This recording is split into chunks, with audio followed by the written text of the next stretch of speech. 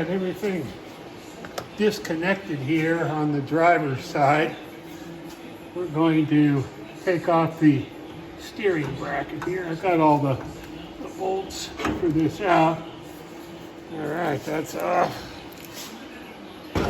And on the back of the brake plate here, there's 4 bolts. These 2 3/4 nuts hold the steering bracket on, and the idler goes into there. The top 2 here are 5/8.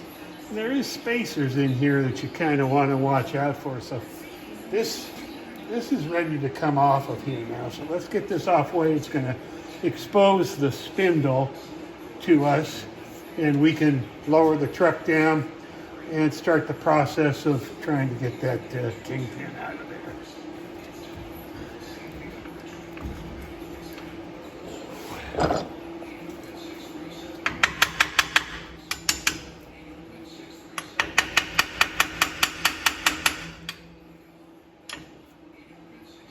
Loose. We probably should have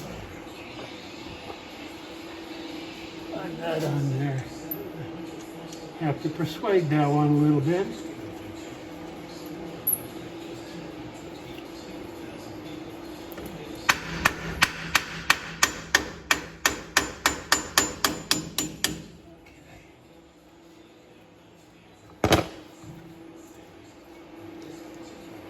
I think that's gonna come off there now. Yep.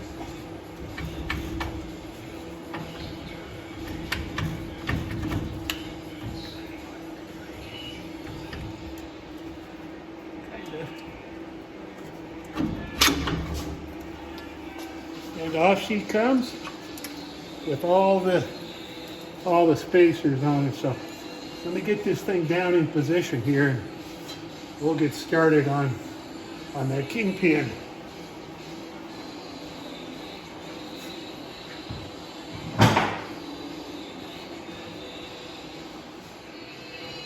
Okay, we've got the jack stands out of the way there, so we're going to lower this down here to a decent working level.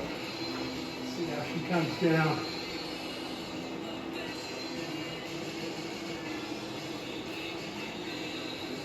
We're going to take it down to the last safety notch. I think.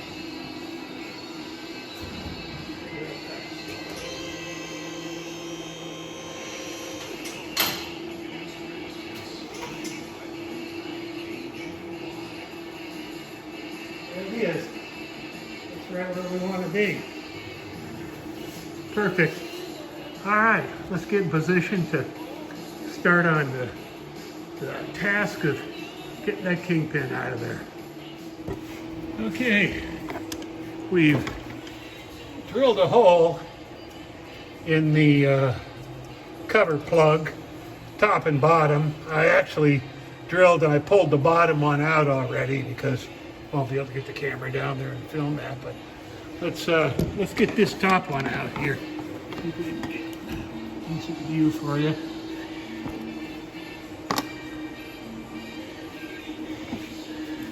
I just use this real crummy broken hook, and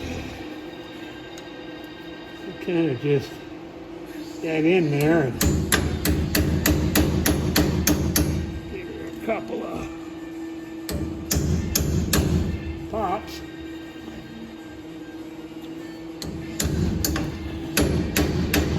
Down in there.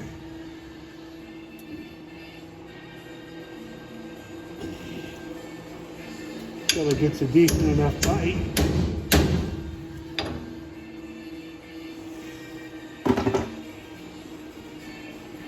Yeah, I broke this handle on the bottom one there. I don't know how much of that you can see, but not quite close though. Little suckers can be.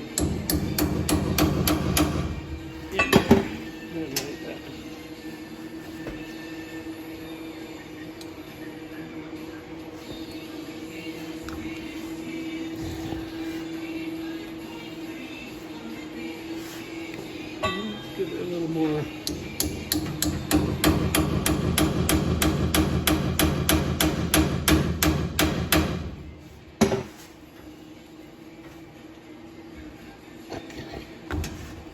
Close. Actually, out of the 4, this turns out to be the toughest one. Hope that's no indication of what it's going to be like trying to get this kingpin out of there. And there you go. You see it, and you can see the top of the kingpin here is exposed. So next step, let's try to get that kingpin out of there.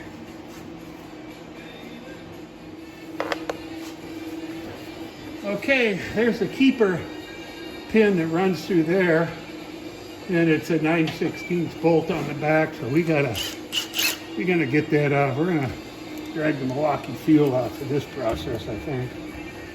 See if that zips it right there. Sure does. Yeah, and this one's got threads. The one from the other side yesterday, the threads were all messed up on that. So I was surprised to see that, thinking someone had been in there before, but evidently that's not the case. Okay, I'm going to get that nut out of the socket here. Screw that back on there. Not that I'm worried about the threads or anything. I just don't want to mushroom it when I'm driving it through. So let me get set up. We'll drive that pin out of there. We're going to try to drive that pin out of there and film at the same time. So let's see how this goes.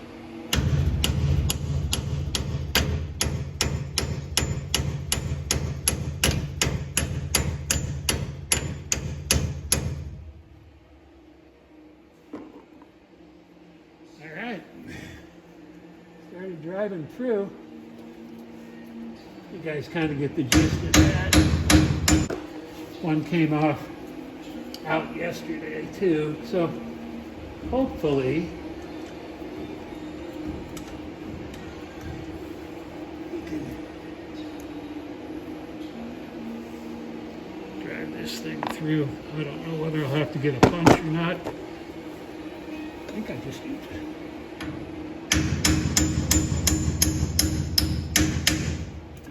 Yesterday. We'll start with that and see how we do. It's not the right tool to use by any means, but let's see how it works.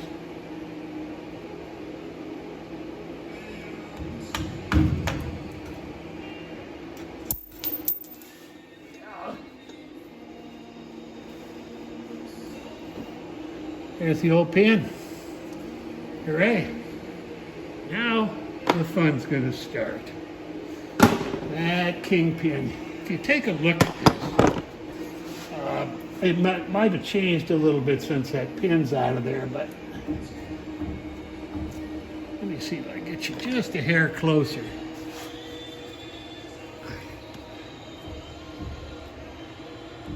Can you see the slop in that?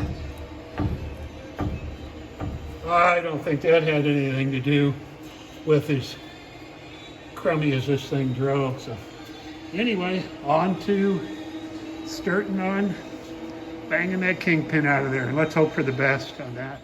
Well, we've been after this for about an hour and a half now with heat, the hammer and the punch.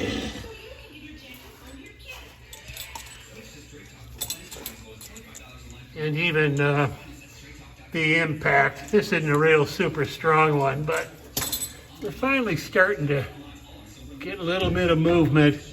We've got it about a ½ inch down, so it's coming, and I can feel it. It's clear of the bottom now. So I think we're just about to get this thing out of here. Okay. Couple more whacks and you can see the kingpin. She's well, probably not quite 2 inches out the bottom, but we're going to drive this thing out of here, and we're going to pay attention to what kind of shims. I don't think there's one on the top. There's one on the bottom, and we'll see how that looks. So we're going to drive this thing out of here.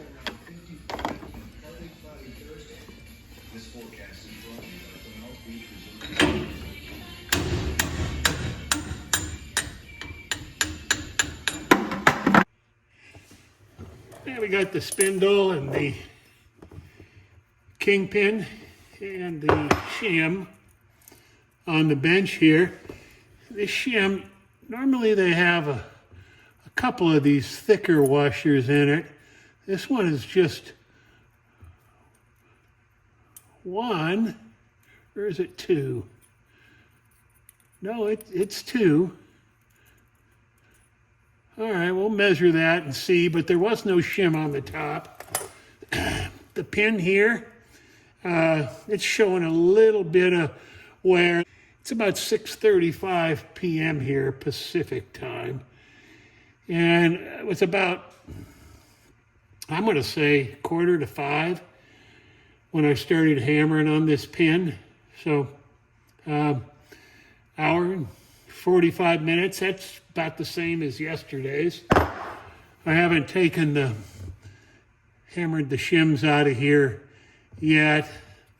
If it was like yesterday, they should come right out. So I think I'm going to do that. I think I just used, what did I use? Used a 22 millimeter socket, 21 millimeter socket.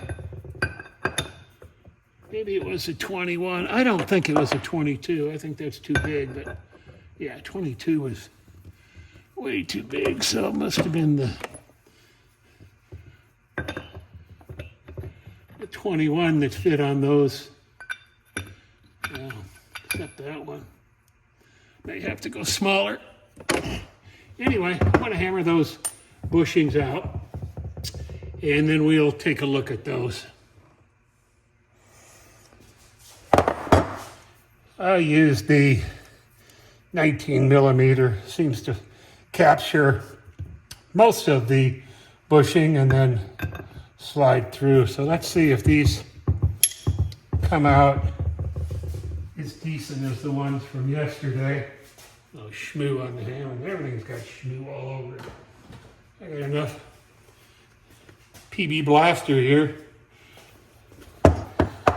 to keep anything from rusting around here. So let's see how this works.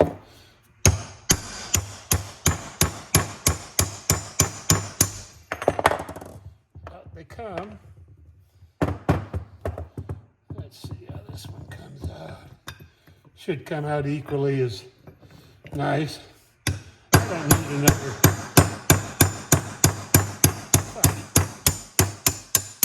After 2 hours of swinging that hammer, I tell you, I had to stop a couple times and give my old arm a break. I am left-handed, so I don't hit as well right-handed. So,